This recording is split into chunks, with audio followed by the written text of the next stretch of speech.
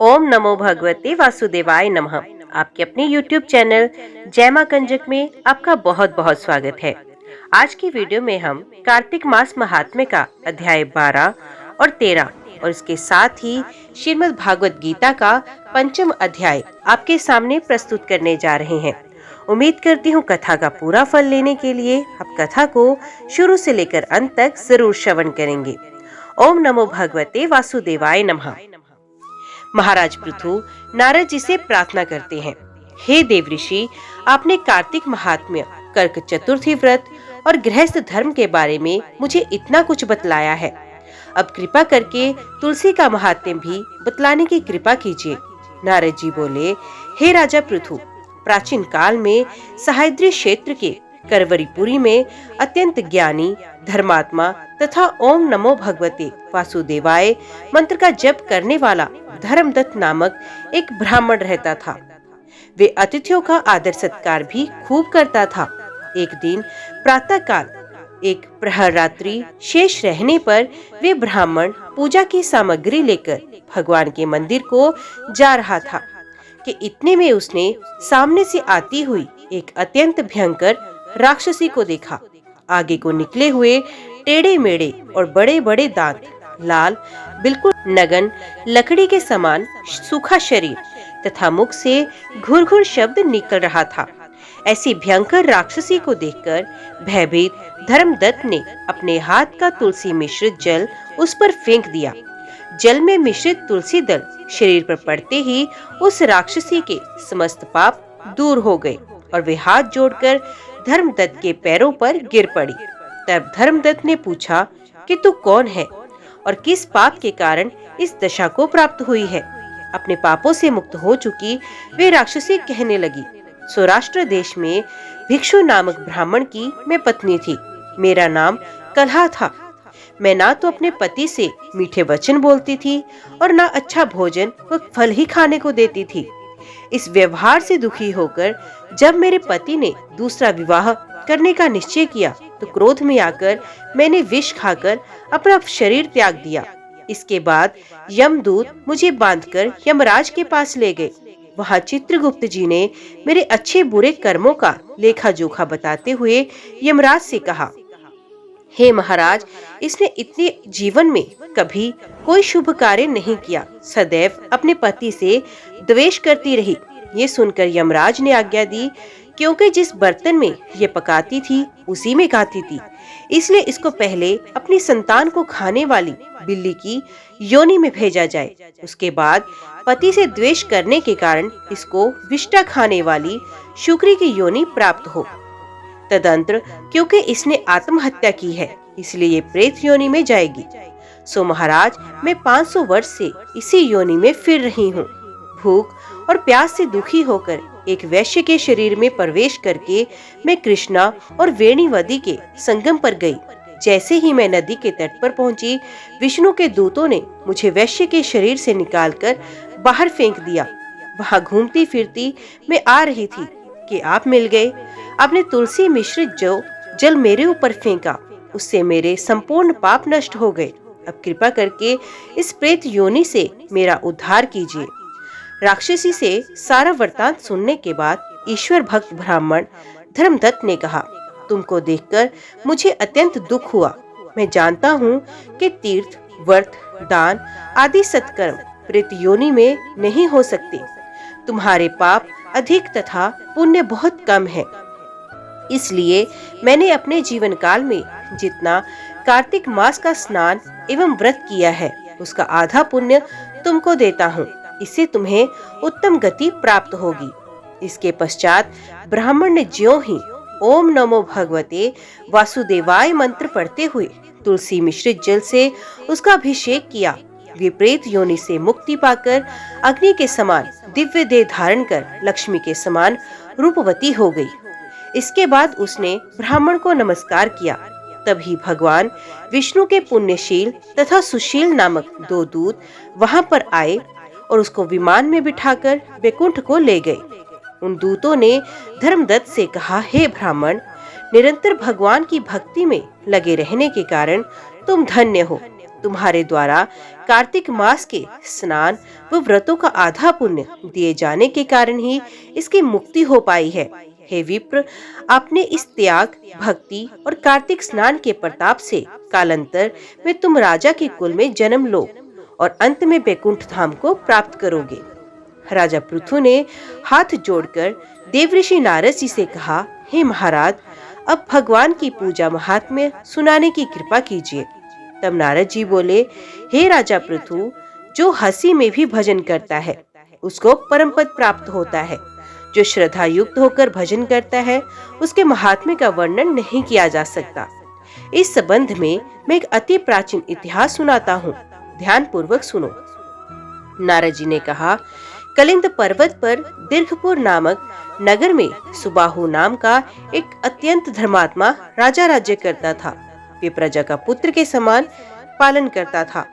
उसके धूम्रकेश नाम का एक पुत्र था जो अत्यंत दुराचारी, परिस्त्रीगामी, चोर तथा जुआरी था। पुत्र के दुराचरणों को देखकर राजा सुबाहु ने उसे अनेक बार ताड़नाएं दी थी, परंतु वे किसी प्रकार नहीं माना। एक दिन खेलते हुए उसकी गेंद छोटी रानी के महल में जा गिरी। जब वे गेंद लेने के लिए महल में गया तो उसकी विमाता छोटी रानी उस पर मोहित हो गई और उन दोनों ने कामांध होकर भोग विलास किया। जब राजा को इस बात का पता चला तो राजा ने धूम्रकेश को प्राणदंड तो नहीं दिया, परंतु उसे अपने राज्य से बाहर निकाल दिया। अब राजकुमार वन में रहकर प्रतिदिन मांस मदिरा खाता पीता तथा रात्रि को वेश्याओं के यहाँ निवास करता। चोरी आदि करके जो भी धन वे प्राप्त करता सब वेश्याओं को दे देता। इस प्रकार अनेक वर्ष व्यतीत हो गए। एक समय वे भटकते भटकते वृंदावन में पहुंच गया। वृंदावन में धूम्रकेश ने सत्यव्रत नामक एक परम विष्णु भक्त को देखा जो अपना घर बार छोड़कर कार्तिक मास में वृंदावन में रहकर भगवान का पूजन करता तथा केवल कंदमूल और फल खाता था। वे भक्त प्रतिदिन भगवान से प्रार्थना करता है, हे भगवान, इस दुख रूपी संसार में डूब रहे मुझ दीन की आप रक्षा करें। मैं राधा जी सहित आपको बारंबार नमस्कार करता हूँ। प्रेम मगन होकर वे कभी कभी रोने, कभी गाने तो कभी नाचने लगता। धूम्रकेश ने उस भक्त की जब ये क्रियाएं देखी तो रात्रि को वैश्य के घर आकर मिट्टी की एक मूर्ति बनाकर वैसे ही सब कृत्य किए और अंत में स्तुति आदि करके वैश्य के घर में ही सो गया। देवयोग से राजा के दूत भी उसी समय वहां आ गए और उनके हाथ से धूम्रकेश मारा गया। यमदूत उसको महापापी समझकर मारते हुए पकड़कर यमराज के पास ले गए। धूम्रकेश को देखते ही यमराज अपने सिंहासन से खड़े हो गए और पाद्म अर्घ्य आदि देकर उसका सत्कार किया। फिर अपने दूतों को फटकारते हुए कहा, तुमको धिक्कार है। जब हमने ये आज्ञा दी हुई है कि विष्णु भक्तों को यहाँ पर मत लाओ, फिर धूम्रकेश को यहाँ क्यों लाए हो? उसने कार्तिक मास का व्रत वृंदावन धाम में चाहे हास्य से ही किया हो, फिर भी वे बैकुंठ में जाने का अधिकारी है। बैकुंठ में भेजने के पूर्व यमराज ने धूम्रकेतु को अपने निकट बिठाकर कहा, भगवान की भक्ति 9 प्रकार की है। उनकी कथा सुनने से राजा परीक्षित, कीर्तन से शुक्रदेव, स्मरण से प्रहलाद, पाद सेवा से लक्ष्मी, पूजा से पृथु, वंदना से अक्रूर, दास्य भाव से अर्जुन तथा आत्म निवेदन से राजा बलि जिस प्रकार परम पद को प्राप्त हुए, उसी प्रकार चाहे हास्य से ही तुमने भगवान की पूजा की, मगर फिर भी तुम स्वर्ग के अधिकारी हो। यद्यपि अपने जीवन में किए गए पापों और दुष्कर्मों के कारण तुम घोर नरक के अधिकारी थे, परंतु क्योंकि तुमने कार्तिक मास में भगवान की पूजा की है, अतः निश्चय ही तुम्हें बैकुंठ प्राप्त होगा। कार्तिक मास में की गई भगवान की पूजा निर्थक नहीं होती। जहाँ पर भगवान शालिग्राम है, वहीं पर गड़की, नदी तथा अन्य तीर्थ हैं।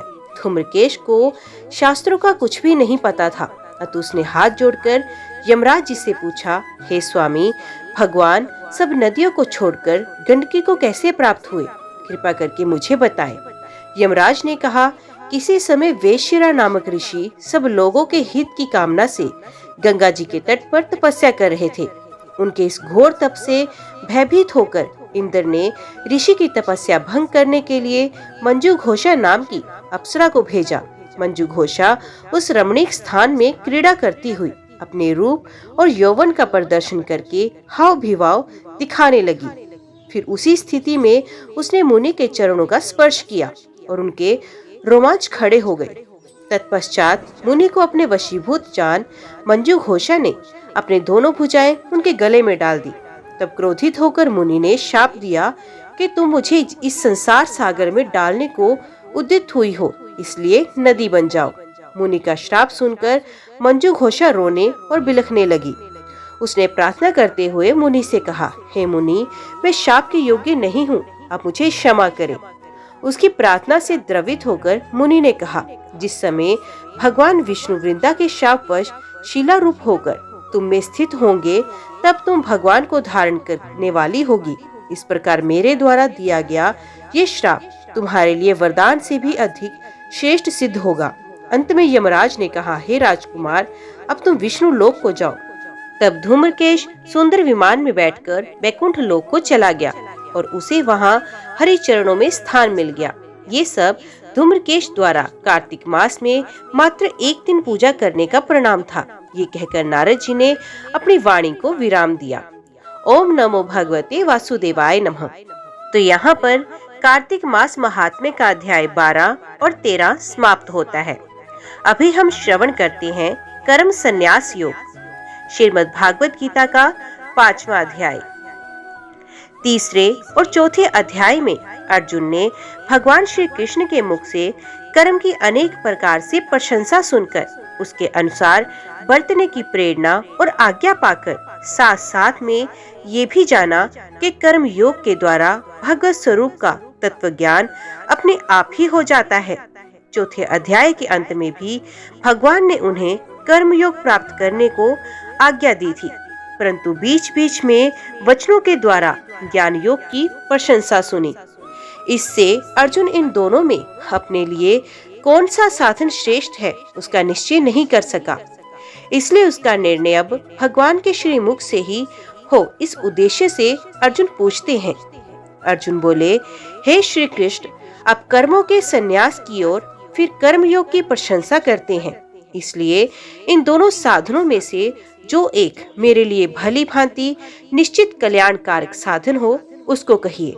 श्री भगवान बोले, कर्म संन्यास और कर्म योग ये दोनों ही परम कल्याण के करने वाले हैं, परंतु उन दोनों में भी कर्म संन्यास से कर्म योग साधन में सुगम होने से श्रेष्ठ है। हे अर्जुन, जो पुरुष किसी से द्वेष नहीं करता और ना किसी से आकांक्षा करता है, वे कर्म योगी सदा सन्यासी ही समझने योग्य है, क्योंकि राग द्वेष आदि द्वंद्वों से रहित पुरुष सुख पूर्वक संसार बंधन से मुक्त हो जाता है।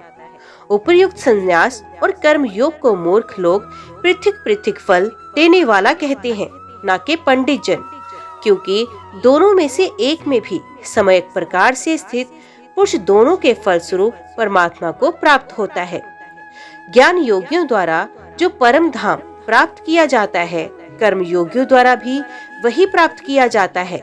इसलिए जो पुरुष ज्ञान योग और कर्म योग को फल रूप में एक देखता है, वही यथार्थ देखता है। परंतु हे अर्जुन, कर्म योग के बिना होने वाले संन्यास अर्थात मन, इंद्रिय और शरीर द्वारा होने वाले संपूर्ण कर्मों में कर्तापन का त्याग प्राप्त होना कठिन है, और भगवत स्वरूप को मनन करने वाले कर्म योगी पर ब्रह्म परमात्मा को शीघ्र ही प्राप्त हो जाता है। जिसका मन अपने वश में है, जो जितेंद्रिय और विशुद्ध अंतकरण वाला तथा संपूर्ण प्राणियों का आत्म रूप परमात्मा ही जिसकी आत्मा है, ऐसा कर्म योगी कर्म करता हुआ भी लिप्त नहीं होता। तत्व को जानने वाला सांख्य योगी को तो देखता हुआ, सुनता हुआ, स्पर्श करता हुआ, सूंघता हुआ, भोजन करता हुआ, गमन करता हुआ, सोता हुआ, श्वास लेता हुआ, बोलता हुआ, त्यागता हुआ, ग्रहण करता हुआ तथा आंखों को खोलता और मूंदता हुआ भी सब इंद्रियां अपने अपने अर्थों में बरत रही हैं। इस प्रकार समझकर निस्संदेह माने कि मैं कुछ भी नहीं करता हूँ। जो पुरुष सब कर्मों को परमात्मा में अर्पण करके और आसक्ति को त्याग कर कर्म करता है। वे पुरुष जल से कमल के पत्ते की भांति पाप से लिप्त नहीं होता। कर्म योगी मम तत्व बुद्धि रहित केवल इंद्रिय, मन, बुद्धि और शरीर द्वारा भी आसक्ति को त्याग कर अंतकरण की शुद्धि के लिए कर्म करते हैं।